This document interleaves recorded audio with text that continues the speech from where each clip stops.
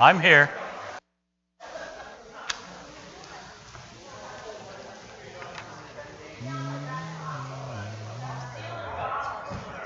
Now, we've been talking about the Beatitudes as part of the Sermon on the Mount. Jesus went up on a mountain, called his disciples to him, kind of like I'm doing to you right now. Come sit down. Let's listen. That's what Jesus said, something like that. And the disciples came and sat around him, and the multitudes were off in the distance, and some of them snuck in and heard some of this as time went on.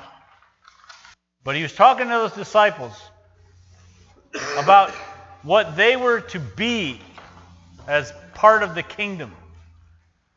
He was launching this kingdom. He was offering himself as the king, and he was saying, here's what the citizens of the kingdom will be like. If you're going to be in the kingdom, this is what you will be. If you're not this, you won't be in the kingdom. But the Jewish people around Jesus had been following him and listening to what he had to say, and they noticed a difference. There was a difference between what Jesus said and what the scribes and the Pharisees said. Even from the time when Jesus was 12 years old, they noticed a difference, didn't they? When he taught in the temple. The teachers, he taught as one who had authority, not one who learned, although he did that, but as one who had. Now, how could he be that when he was only this?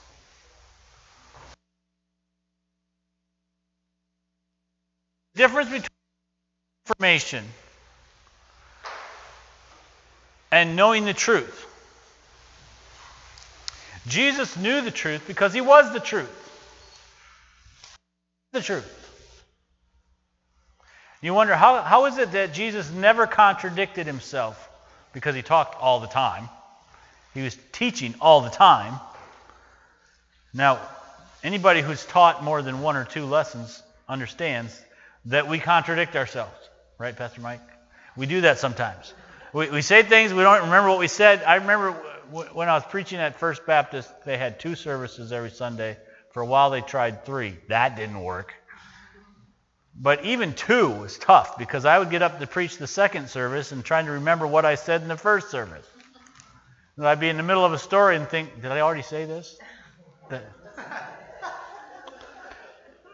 It's tough. Jesus never had that problem because he wasn't teaching about something. He was teaching from himself. And so their question, the Jewish people that were listening to Jesus, their question is, what about the law? Because that's all they knew. They grew up with the law.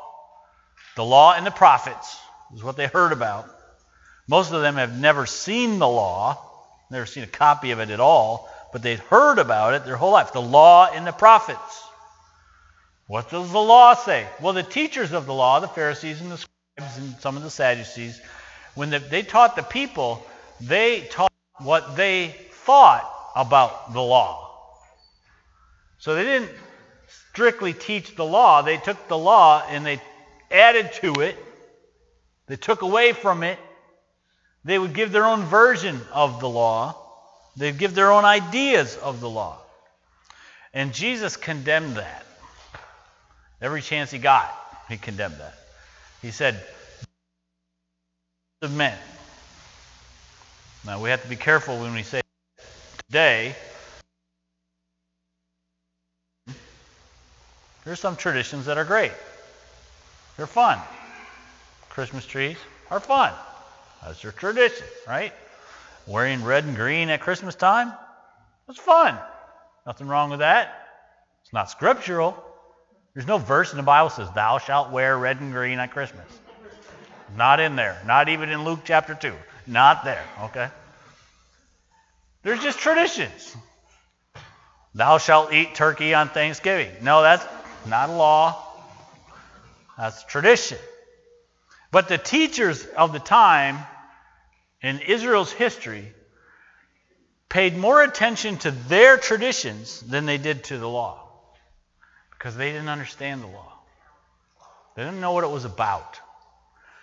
All they thought was, we have to have a righteousness level to get into heaven.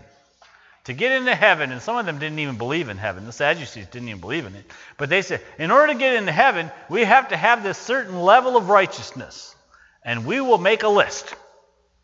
And if you measure up to our list of the law of righteousness, you'll be awesome.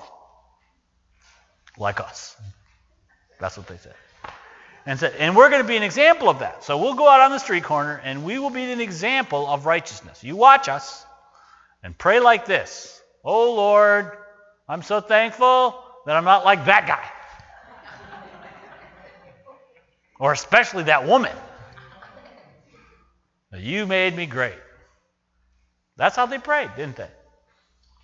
Jesus hated that. So Jesus, when he taught, he didn't teach from their traditions. In fact, he taught against their traditions. What did he teach about? He taught what he knew about himself, because he's God. The law, that who wrote the law, by the way? God wrote the law. Now, he gave it to them through different men, right? But God wrote the law. So is the law perfect?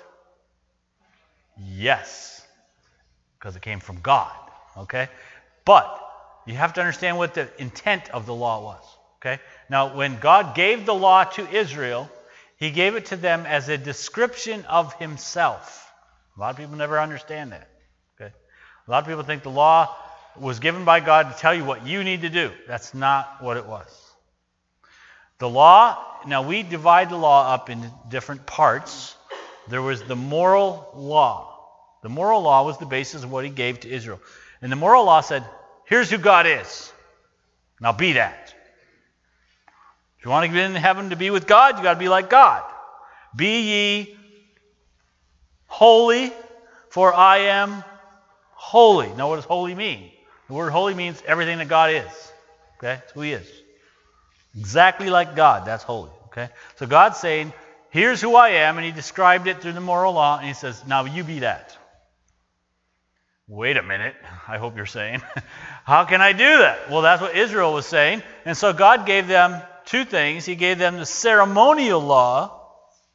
Now, the ceremonial law was things that they needed to do because they didn't measure up to that. Okay? If they're going to get into heaven to be with God, then we have a problem. That problem is sin. So what are we going to do about sin? So God gave them something to do about sin, because he had promised to take care of sin himself, didn't he? Genesis chapter 3, he gave the promise. I'm going to take care of the sin problem. You just have to believe me. Trust in it. Trust in it. I'm going to send someone, the seed of the woman, to take care of the sin problem. And so to show that you believe, you got to do